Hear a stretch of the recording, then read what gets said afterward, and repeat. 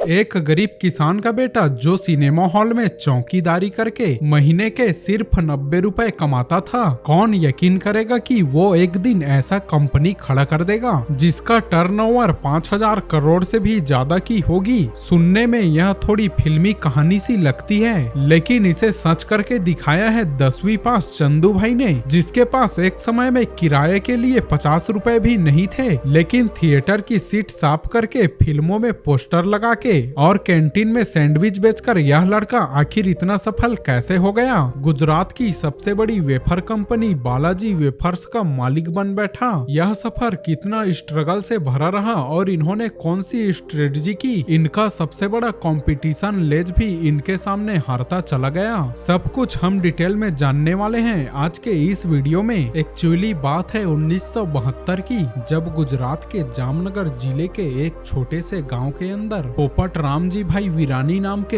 एक गरीब किसान रहते थे, जो कि खेती करके ही अपने परिवारों का पेट पालते रहे। इनके खेतों के सहारे जैसे तैसे गुजारा हो रहा था, लेकिन एक साल ऐसा आया कि उनके एरिया में बारिश ही नहीं हो रही थी और सारी फसलें बर्बाद हो गई थी। और फिर इसके बाद भी कभी सूखा तो कभी बिन मौसम बरसात ने पोपट राम भाई जी और उनके परिवार का जीवन मुश्किल में डाल दिया था। और फिर इन्हीं सभी प्रॉब्लमों से तंग आकर उन्होंने 20,000 रुपये में अपनी पुश्तैनी जमीन को बेच दी और फिर मिले पैसों को अपने 3 बेटों चंदू भाई वीरानी, मेघजी भाई वीरानी और भिखू भाई वीरानी को बांट दिया, ताकि वो इससे कोई व्यापार शुरू कर सके। पिता से पैसे मिलते ही 15 साल के चंदू भाई ने अपने दोनों भाइयों को लेकर राजकोट चले गए और वहाँ उन्होंने एग्रीकल्चर प्रोडक्ट और फार्म का व्यापार शुरू किया। अब डीलर को भी पता था कि उन्हें बिजनेस का कोई खास नॉलेज नहीं है, इसीलिए उसने महंगे दामों पर इन्हें नकली फर्टिलाइजर बेच दिया। इस तरह से चंदू भाई का अपना पहला वेंचर 2 सालों के अंदर ही बंद हो गया और तीनों भाई सड़क पर आ गए। अब दोस्तों यहाँ से गांव लौट जाने का कोई मतलब ही नहीं था, क्योंकि गांव में इनके पास कुछ बचा ही नहीं था। इसीलिए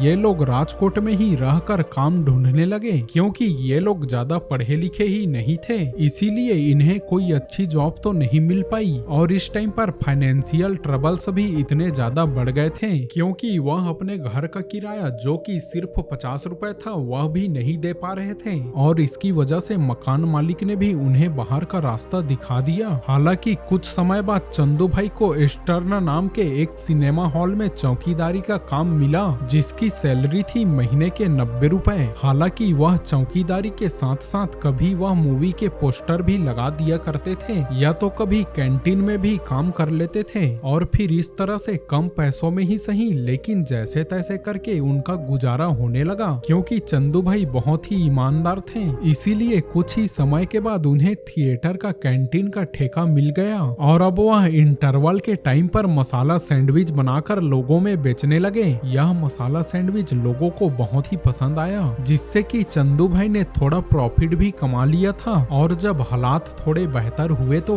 1982 में चंदू भाई ने गांव से अपनी पूरी फैमिली को राजकोट बुला लिया और फैमिली के सभी मेंबर्स मिलकर एक साथ इस काम को आगे बढ़ाने लगे। पर दोस्तों एक बहुत बड़ी प्रॉब्लम यह थी कि उनका सैंडविच आसपास में पॉपुलर तो बहुत हो गया था, लेकिन जो भी सैंडविच शाम में बच जाते थे उनमें अगले दिन फंगल्स लग जाते थे और वह पूरी तरह से बर्बाद हो जाते थे। और इन डेली के नुकसान से चंदू भाई भी अब परेशान रहने लगे और इसी परेशानी के चलते उन्होंने सोच विचार करना शुरू किया कि आखिर ऐसा क्या बेचा जाए जो कि कई दिनों तक खराब ना हो। और दोस्तों इसी दौरान चंदू भाई को पोटैटो वेफर्स बेचने का आइडिया आया। चंदू भाई ने यह आलू के पतले चिप्स किसी वेंडर से खरीदने के लिए डील की और अपने कैंटीन में बेचने लगे। लेकिन आगे चलकर इस बिजनेस में भी उन्हें यह प्रॉब्लम फेस करनी पड़ी कि वेंडर टाइम पर उन्हें सप्लाई ही नहीं करता था, और फिर जब लोग इंटरवल में आकर चिप्स मांगते थे तो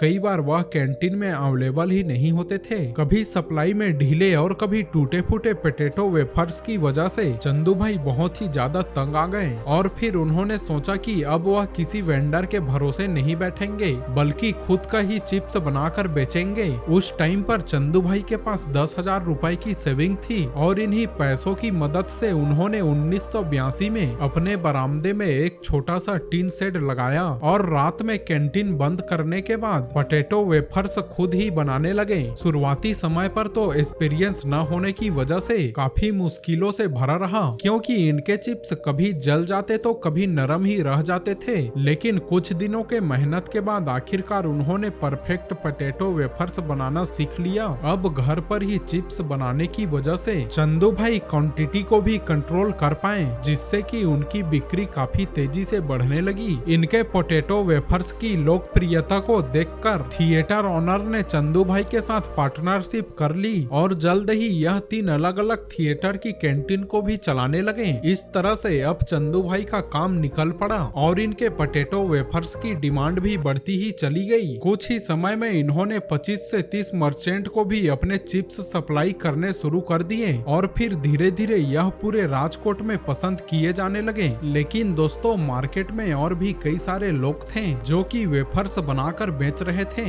ऐसे में अपनी अलग पहचान बनाने के लिए चंदू भाई ने 1984 में अपने पोटैटो वेफर्स को एक नाम देने की सोची और फिर उनके नाम का आइडिया उन्हें उनके कैंटीन के बगल में मौजूद एक हनुमान मंदिर बालाजी से मिला और फिर इस तरह से बालाजी वेफर्स नाम के अंडर उनके यह पोटैटो वेफर्स आने लगे। लेकिन यह सिर्फ शुरुआत थी, क्योंकि इतनी सारी कैंटीन्स और मर्चेंट से जुड़ने के बाद इनके वेफर्स की डिमांड और भी ज्यादा बढ़ने लगी। एक समय तो ऐसा आया कि परिवार का हर सदस्य दिन रात मेहनत करके भी डिमांड को फुलफिल नहीं कर पा रहा था। ऐसे में चंदू भाई ने सोचा कि क्यों न वेफर्स बनाने वाली मशीन लगाई जाए, ताकि कम समय में ज्यादा से ज्यादा प्रोडक्शन किया जा सके। इसी सोच के साथ जब वह मशीन खरीदने पहुंचे तो उन्हें पता चला कि यह तो बहुत ही ज्यादा महंगे हैं, लेकिन इतने पैसे तो उनके पास थे ही नहीं। तो आखिर अब ऐसा क्या किया जाए? काफी सोचने समझने के बाद उन्होंने मशीन की फंक्शन को समझना शुरू किया और जब उन्हें समझ आ गया कि यह काम कैसे करती है, तो फिर इन्होंने बाजार से करीब 5000 रुपए में अलग अलग पार्ट्स को खरीद लिया। खुद ही अपने लिए पोटैटो पीलिंग और चॉपिंग मशीन बनाने लगे और दोस्तों, अगले कुछ सालों तक इसी मशीन के जरिए इनका काम चलता था और इनका व्यापार भी ग्रो करते चले गया। राजकोट में एक्सपेंशन के बाद अब चंदू भाई चाहते थे कि इनके वेफर्स देश के बाकी एरिया में भी पॉपुलर हो, लेकिन इसके लिए जरूरत थी एक बड़े लेवल पर प्रोडक्शन की। इसीलिए 1979 में इन्होंने बैंक से करीब 1 लाख का लोन लिया और गुजरात में सबसे बड़ा पोटैटो वेफर्स प्लांट खोला। हालांकि इनका यह कदम काफी रिस्की था, क्योंकि उस दौर में बड़े इन्वेस्टर या फिर अमीर लोग ऐसे नए वेफर्स में इन्वेस्ट करने से कतराते थे। ऐसे में अगर लोन लेने के बाद भी बिजनेस नहीं चलता तो लॉस का सारा बोझ उन्हें खुद ही उठाना पड़ता। लेकिन दोस्तों, ऐसा समय तो आया ही नहीं, क्योंकि गुजरते वक्त के साथ इनका मार्केट शेयर और कस्टमर्स बढ़ते चले गए। इसके बाद आया साल 1992, जब उन्होंने अपने बिजनेस को एक प्राइवेट लिमिटेड कंपनी के रूप में रजिस्टर किया और साथ ही अपने मैन्युफैक्चरिंग प्रोसेस को ऑटोमेट करने के लिए एडवांस टेक्नोलॉजी वाले मशीन का यूज करना शुरू कर दिया। क्योंकि चंदू भाई का मानना था कि भले ही मशीन महंगी होती है, लेकिन वह ह्यूमन एरर को कम करने के साथ साथ कंसिस्टेंट क्वांटिटी भी मेंटेन करती है। इसके अलावा उन्होंने बिजनेस में अलग अलग रोल्स और रिस्पॉन्सिबिलिटी को भी बांट दिया, जिससे बिजनेस ऑपरेशन को मैनेज करना आसान हो गया, क्योंकि अब हर किसी को अपना काम पता होता था। और फिर आगे चलकर अपना डिस्ट्रीब्यूशन नेटवर्क मजबूत करने के बाद से चंदू भाई की कंपनी बालाजी लोकल से उठकर पहले रीजनल और फिर नेशनल लेवल पर ब्रांड बन गया। हालांकि उस टाइम में अंकल चिप्स, सीबा और बिन्नीज जैसे कई सारे बड़े बड़े ब्रांड थे, जिसके सामने किसी भी नए प्लेयर के लिए अपनी जगह बनाना बिल्कुल ही आसान नहीं था। लेकिन बालाजी ने अपनी मेहनत, लगन और बेहतरीन क्वालिटी के जरिए अपने प्रोडक्ट्स को मार्केट में पॉपुलर बना दिया। क्योंकि जहां उनके कॉम्पिटिटर अभी भी ट्रेडिशनल तरीके से चिप्स बना रहे थे, बालाजी ने इनोवेटिव तरीकों को अपनाकर मार्केट में अपने ब्रांड को मजबूती से एस्टेब्लिश कर लिया था। और दोस्तों, पता है कि इनकी बढ़ती ग्रोथ को देखते हुए मल्टीनेशनल कंपनी ने ऑफर किया कि चंदू भाई अपने कंपनी को 4000 करोड़ में बेच दे, लेकिन चंदू भाई ने इसे साफ इनकार कर दिया। इसके कुछ समय के बाद बालाजी पोटैटो वेफर्स के अलावा नमकीन और कई सारी दूसरी स्नैक्स भी बनाने लगे और इनके टेस्ट को भी लोगों ने खूब पसंद किया। धीरे धीरे यह गुजरात से निकलकर उत्तर प्रदेश, मध्य प्रदेश और इसके जैसे कई सारे स्टेट में अपने पैर जमाने लगे। इस एक्सपीरियंस के साथ ही बालाजी इस बात का भी खास ख्याल रख रही थी कंपनी जो बना रही है वह लोगों की पसंद की अकॉर्डिंग है या फिर नहीं, क्योंकि चंदू भाई को बहुत अच्छे से पता था कि गुजरात के लोगों को जो फ्लेवर पसंद है जरूरी नहीं है कि महाराष्ट्र, राजस्थान या फिर यूपी में वही पसंद आए। इसीलिए यह इस तरह के स्नैक्स को भी बनाने लगे जो कि लोकल टेस्ट को जस्टिफाई कर सके, यह काम प्रॉपर तरीके से होता रहे। इसके लिए उन्होंने अलग अलग स्टेट में अपनी मैन्युफैक्चरिंग यूनिट सेटअप की, जिनमें से 3 गुजरात के राजकोट, वलसाड और वडोदरा में, तो वहीं एक मध्य प्रदेश इंदौर के लोकेटेड है। और इन मैन्युफैक्चरिंग यूनिट की कैपेसिटी हर दिन 1000 क्विंटल पोटैटो वेफर्स और 5000 क्वांटिटी नमकीन बनाने की है, जो कि दिखाती है कि इन्होंने कितना बड़ा प्रोडक्शन सेटअप तैयार किया है। अलग अलग जगह पर फैक्ट्रीज लगाने का फायदा यह हुआ कि यह लोकल मार्केट को बेहतरीन तरीके से सर्व करने लगे, जो कि इनके मार्केट शेयर को बढ़ाने में काफी मददगार साबित हुआ। यही वजह है कि 2006 में बालाजी वेफर्स ने गुजरात के पोटैटो वेफर्स मार्केट का 90% हिस्सा अपने नाम कर लिया था और फिर इसके बाद इनकी ग्रोथ को कोई भी नहीं रोक सका। हालांकि तभी अचानक 2011 में कुछ ऐसा हुआ जिसने कंपनी की मुसीबत बढ़ा दी। असल में बालाजी के सबसे बड़े कंपटीशन पेप्सिक ने इनके ऊपर केस फाइल कर दिया। पेप्सिक का आरोप था कि बालाजी ने उनके लेज मैक्स चिप्स के डिजाइन को अपने रंबल नाम के एक वेफर में इस्तेमाल किया है। इस बात के लिए पेक्स को न तो कोई वार्निंग दी और न ही इसके बारे में बालाजी से कोई बातचीत की, बल्कि फॉरेन की ही कंपनी पर डिजाइन इंग्रेडिएंट का केस ठोक दिया। मतलब आप खुद ही इमेजिन करिए कि एक इंडियन ग्रोइंग कंपनी के ऊपर मल्टीनेशनल जॉइंट का अटैक बहुत लोगों का मानना था। यह केस पेप्सिको के फ्रस्ट्रेशन में किया था, क्योंकि बालाजी की बढ़ती पापल टी का असर इनके भी स्नैक्स पर पड़ने लगा। खैर रीजन जो भी हो, पर चंदू भाई ने हार नहीं मानी। इन्होंने पेप्सिक एलिगेंस का सामना किया और कोर्ट में आर्ग्यू किया कि पेप्सिको इसे इसलिए टारगेट कर रहा है क्योंकि बालाजी वेफर्स की ग्रोथ बढ़ती ही जा रही है। लेकिन इन सब दलीलों के बावजूद हाई कोर्ट का फैसला पेप्स के हक में आया और कोर्ट ने बालाजी को अपने चिप्स का डिजाइन बदलने का ऑर्डर दे दिया। इस फैसले के बाद से बहुत सारे एक्सपर्ट को यह लगने लगा कि अगर वेफर्स की पैकेजिंग का ही डिजाइन बदल गया तो यह स्टेप उनके ब्रांड के लिए काफी नुकसानदायक हो सकता है। लेकिन चंदू भाई ने कहा कि लोग बालाजी के नाम पर भरोसा करते हैं, न कि पैकेजिंग, डिजाइन और लोगो पर। और दोस्तों आगे चलकर हुआ भी यही, क्योंकि यहाँ एक तरफ लेज का मार्केट शेयर धीरे धीरे घटता जा रहा था, वहीं बालाजी वेफर्स की ग्रोथ हर साल 20 से 25% की स्पीड से बढ़ रही थी।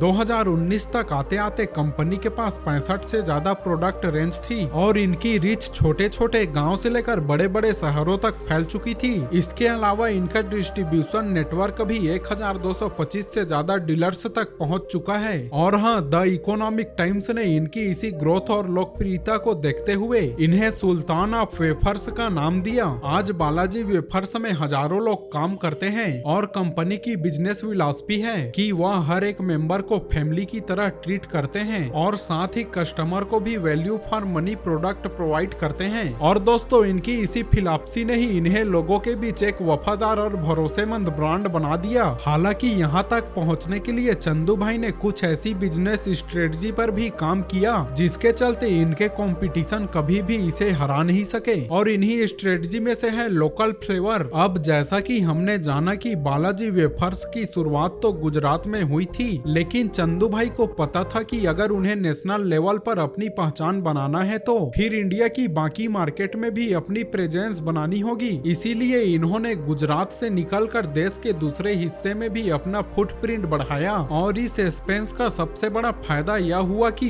इन्हें लोकल फ्लेवर्स के साथ साथ इनोवेशन करने का मौका मिला। यह इनोवेशन सिर्फ फ्लेवर तक ही सीमित नहीं रहा, बल्कि बालाजी ने हेल्थी स्नैक ऑप्शन भी इंट्रोड्यूस किया, जैसे कि बेक्ड रेफर और रोस्टेड नमकीन, ताकि हेल्थ कॉन्शियस कंज्यूमर्स का भी ध्यान रखा जा सके। और हाल में ही इन्होंने अपने हाउसमेट नूडल्स गिप्पी को लॉन्च करके भी नूडल्स मार्केट में एंट्री की है। इसके अलावा बालाजी वेफर्स ने इंटरनेशनल मार्केट में भी अपना कदम रखा है, जहां यूएस, यूके, यूएई और ऑस्ट्रेलिया जैसे देशों में इनकी एंट्री ने इन्हें ग्लोबल का पहचान दिलाने का काम किया। दूसरी स्ट्रेटजी है variety of product and innovation. Market में टिके रहने और खुद को कॉम्पिटिटर से आगे दिखाने के लिए प्रोडक्ट डाइवर्सिफिकेशन डेडिकेशन और इनोवेशन बहुत ही जरूरी है और बालाजी वेफर्स ने भी इसे बखूबी समझा और अपने प्रोडक्ट की रेंज को डाइवर्सिफाई किया। इसमें इन्होंने 3 मेन प्रोडक्ट कैटेगरी तैयार की। पहला है वेस्टर्न स्नैक्स जिसमें 12 प्रोडक्ट आते हैं और यह वो स्नैक्स है जो कि ज्यादातर यंग जनरेशन और अर्बन क्राउड को टारगेट करता है। दूसरा है नमकीन जो कि भारतीय घरों में बहुत ही ज्यादा पॉपुलर है, खासकर चाय के टाइम पर स्नैक्स के रूप में, और इस कैटेगरी में इन्होंने 23 प्रोडक्ट लॉन्च किए हैं। थर्ड प्रोडक्ट है वेफर्स, इनकी 4 कैटेगरी है जिसमें 12 प्रोडक्ट आते हैं और बालाजी वेफर्स अपने यूनिक और क्रिस्पी वेफर्स के लिए ही सबसे ज्यादा जाने जाते हैं। और कुछ इसी तरह से कंपनी की थर्ड स्ट्रेटजी है यूज ऑफ टेक्नोलॉजी। चंदू भाई शुरुआत में तो सब कुछ अपने हाथों से ही किया करते थे, चाहे वह वेफर्स को फ्लाई करना हो या फिर उनकी पैकेजिंग, लेकिन इन्होंने जल्द ही समझ लिया कि मैनुअल काम करने में कंसिस्टेंसी की कमी होती है और इससे प्रोडक्ट की सेल्फ लाइफ भी कम हो जाती है। इसीलिए जिस समय दूसरे ब्रांड हैंडमेड चिप्स बना रहे थे तब इन्होंने ऑटोमेशन का सहारा लिया और आज बालाजी वेफर्स दुनिया के टॉप फूड प्रोसेसिंग सप्लायर से मशीन इंपोर्ट करते हैं। इनका सीधा असर इनके प्रोडक्ट एफिशिएंसी पर पड़ा है जिससे इसकी कॉस्ट कम हुई है और यह मार्केट में कॉम्पिटिटिव वेज बनाने में सक्सेस हुए हैं। और दोस्तों इसी तरह से बालाजी वेफर्स की 4th स्ट्रेटजी है। अब बालाजी वेफर्स की पूरी कहानी का सार भी यही है, इन्होंने हमेशा ही कस्टमर्स को किंग माना है।